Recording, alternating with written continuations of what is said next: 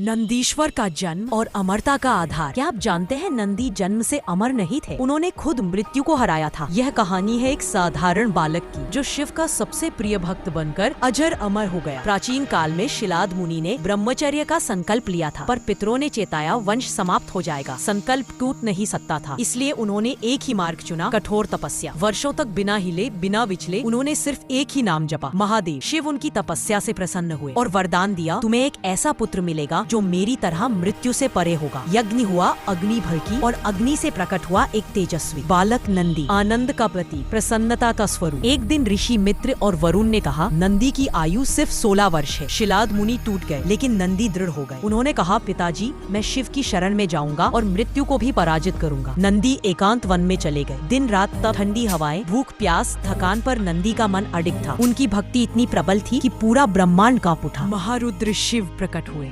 उन्होंने कहा, नंदी, तुम्हारी भक्ति ने मृत्यु को भस्म कर दिया है। आज से तुम अजर अमर हो और मेरे समस्त गणों के अधिपति। शिव ने नंदी को वृषभ का मुख दिया, जो वाणी के संयम का प्रतीक है, और कहा, नेतृत्व वाचालता से नहीं, भक्ति, चरित्र और निस्वार्थ सेवा से आता है। कैलाश पर नंदी शिव के वाहन ही नहीं, उनके रक्षक, उनका परिवार, उनके प्रथम भक्त बन गए। नंदी की कहानी हमें सिखाती है कि जो सच्चे समर्पण से शिव का नाम ले, उसे मृत्यु भी छू नहीं सकती। भक्ति में इतनी शक्ति है कि वह एक बालक को भी अमर बना देती है। अगर आपको ये कहानी अच्छी लगी तो कमेंट सेक्शन में ओम नमः शिवाय जरूर लिखिए। धन्यवाद।